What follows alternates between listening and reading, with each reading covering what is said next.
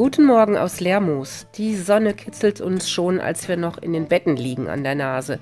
Jetzt aber schnell los. Wir fahren mit dem Auto von Lermoos nach Biberwier, parken an der Marienbergalm, ordern für 19,30 € pro Nase Tickets für eine Berg- und Talfahrt und lassen uns mit der Seilbahn hinaufbringen bis in 1680 Meter Höhe auf die Marienbergalm.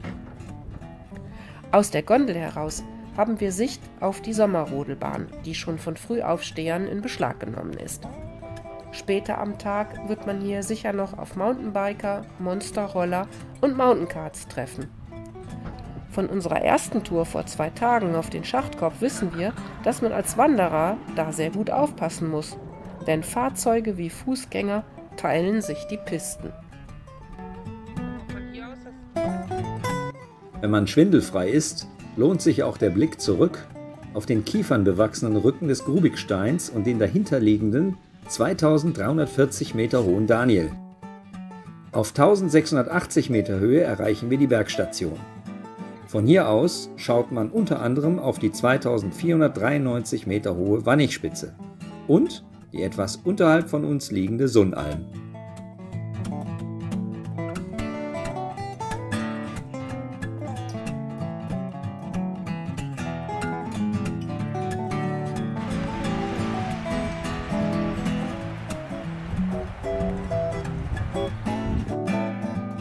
Wenige Meter nach den ersten Hinweisschildern säumt die kleine Barbara-Kapelle den Wegesrand.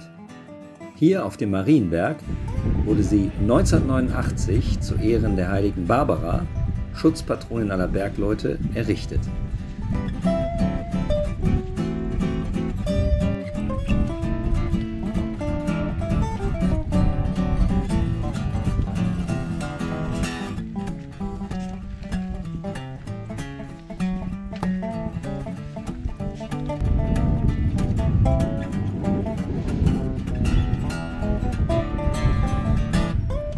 Von Marienberg aus, von der Rückseite der kleinen Kapelle, genießen wir noch einmal einen famosen Blick aufs Tal und auch auf den kleinen Schachtkopf, den wir erst vor 2 Tagen besucht haben, auf unserer Tour entlang des Montanwanderweges.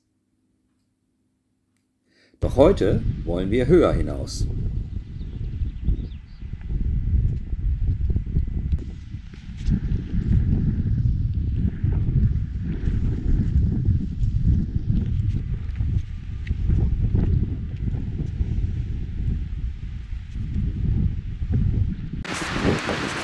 So, Aufstieg von der Bergstation Marienbergalm zum Höllkopf, knapp 2200 Meter hoch. Jetzt anfänglich auf einem breiten Fahrweg, der aber schon recht steil ist. Wir passieren das Gipfelhaus Marienberg und erreichen alsbald ein grasiges Plateau und einen sich aufwärts ziehenden Almwiesenweg, der uns in einen Hang mit niedrigen Latschen führt.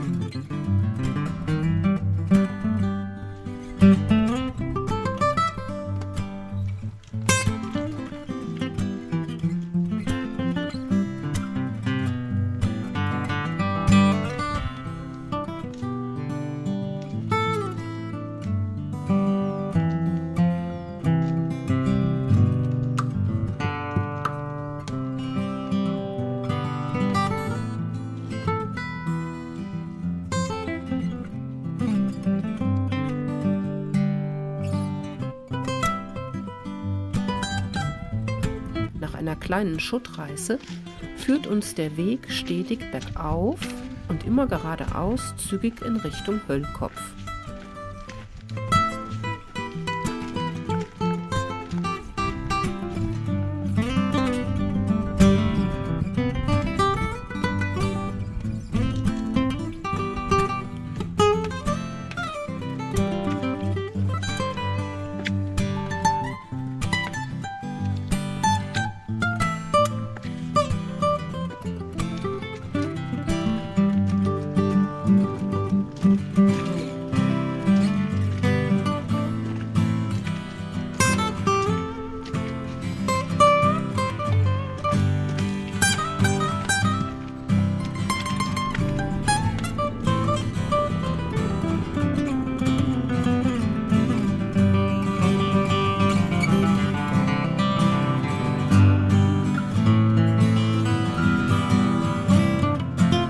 Links von uns sind die Felswände der Mimiger Berge. Den Grünstein sehen wir hier.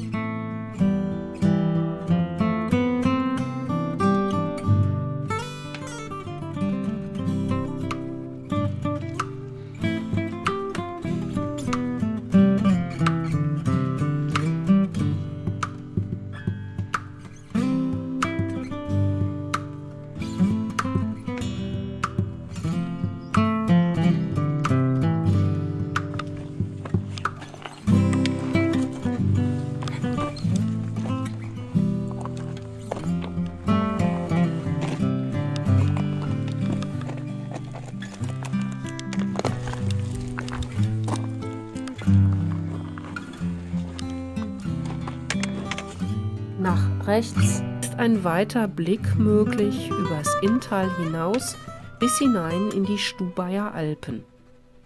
Dort wird es uns auch noch hinziehen, wenn wir in den nächsten Tagen 2 Etappen des europäischen Fernwanderweges E5 über die Alpen absolvieren werden.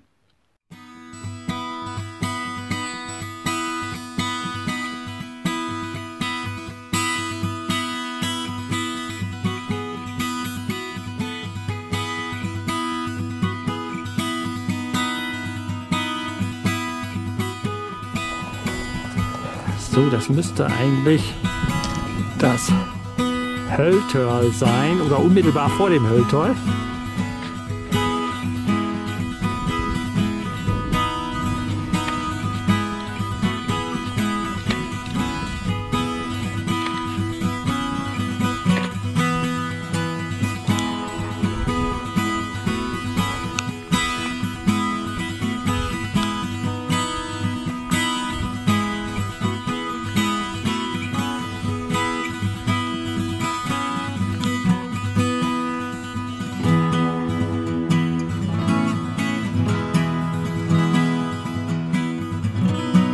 Nur 1,5 Stunden stehen wir am Hölltal.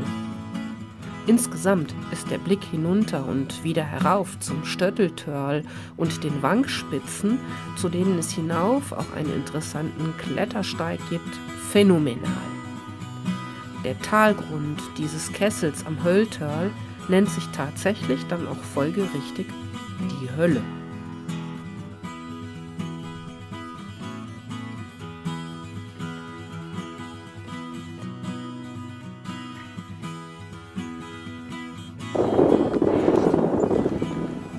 So, wir sind am Hölltal hier und die Aussicht ist einfach phänomenal. Die nehme ich auch. Vielleicht geht es bei uns noch da hoch.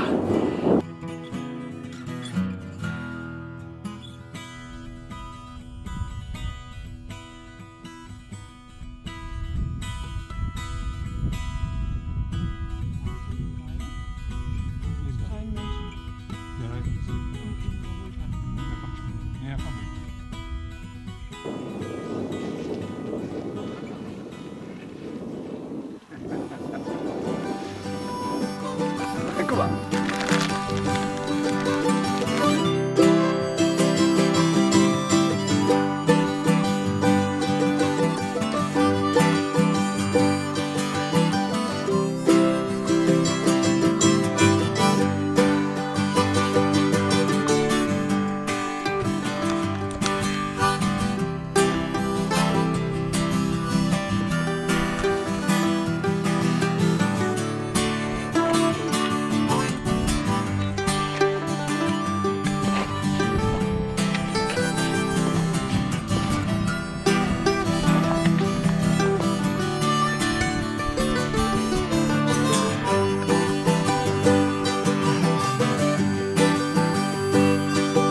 Ganz schnell gewinnen wir an Höhe und es sind ja auch nur noch ein paar kleine Kehren.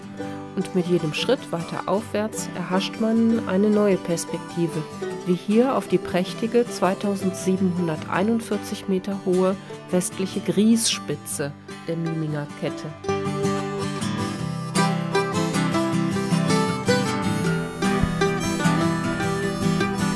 Das kleine Gipfelkreuz halten wir erst für einen kleinen Sendemast, so zierlich ist es.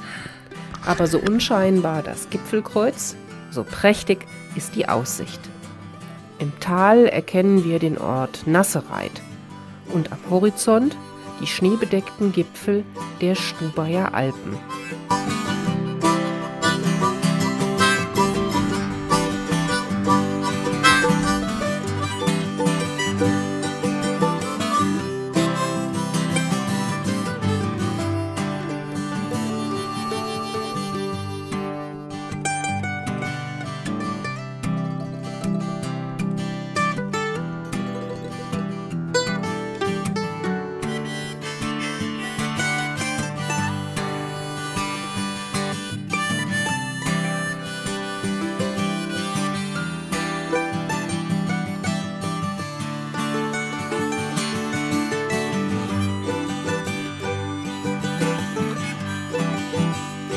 Außer einer kleinen Schafherde treffen wir hier oben auf weitere Wanderer, die den grasigen Gipfel ebenso einladend finden wie wir.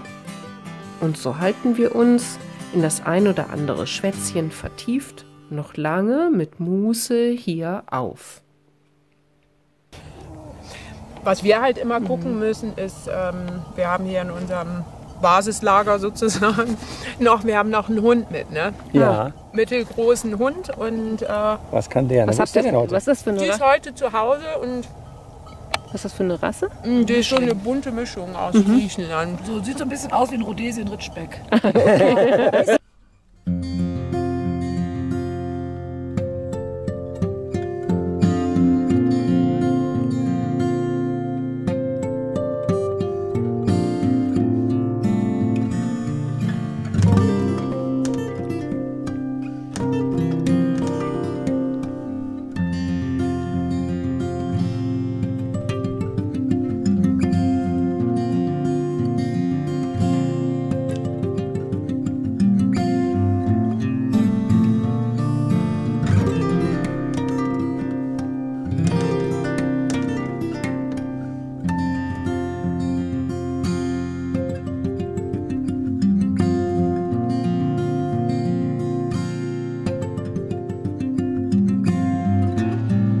Irgendwann reißen wir uns dann doch los und begeben uns auf den Weg zurück, denselben, wie wir gekommen sind.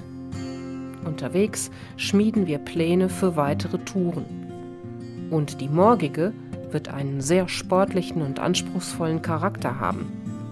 Viele Kilometer, viele Höhenmeter, allerlei Kletterei, ausgesetzte Passagen und wieder traumhafte Gipfelblicke aus noch luftigerer Höhe als heute. Lasst euch überraschen.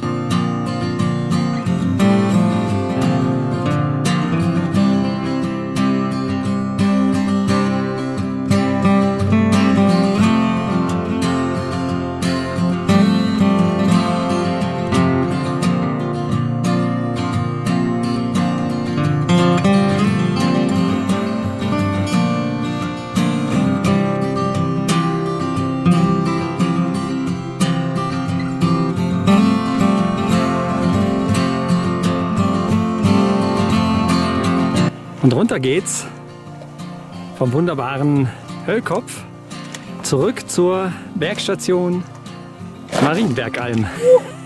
Manchmal schneller als man einem lieb ist.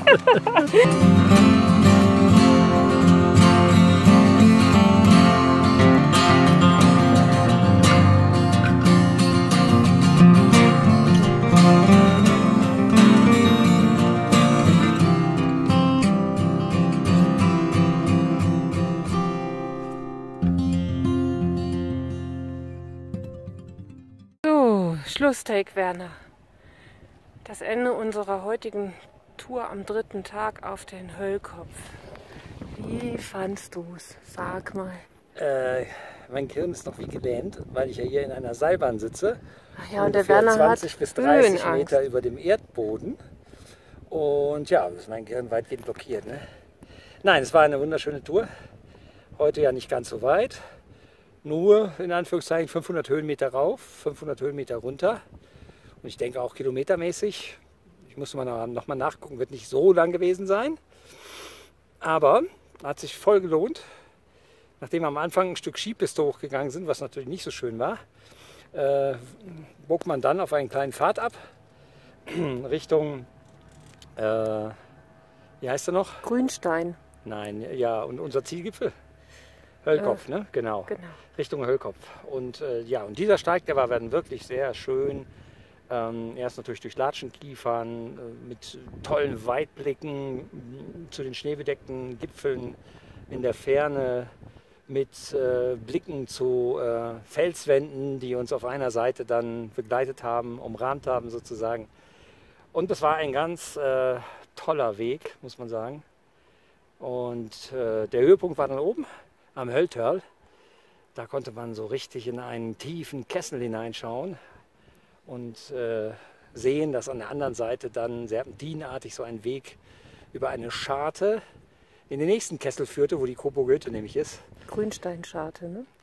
Ja, und dann sind wir natürlich noch auf den Gipfel geklettert. Das sind dann von dem Hölltörl nochmal 10 Minuten. Dann ist man oben am Gipfelkreuz. Kreuz selber war jetzt nicht so repräsentativ, aber immerhin, es war eins da. Bei 2190 Meter, also auch schon recht hoch. Und der Gipfel war ein breiter Sattel. Da hatte man genug Zeit oder genug Gelegenheit, sich ein schönes Plätzchen zu suchen, denn es gab mehrere Leute oben und von dort oben auch wieder wunderbare Aus- und Fernblicke. Wir haben nette Leute da kennengelernt, das eine oder andere Schwätzchen gehalten, Touren ausgetauscht. Erfahrungen ausgetauscht, ja, und einfach die Anwesenheit netter Leute genossen. Und Schäfchen waren da. Genau. Dann wieder runtermarschiert bis zur Bergstation Seilbahn. Und jetzt trägt uns die Seilbahn, so Gott will, dann wieder nach unten, nach Biberwier. Was man da unten im Tal sieht.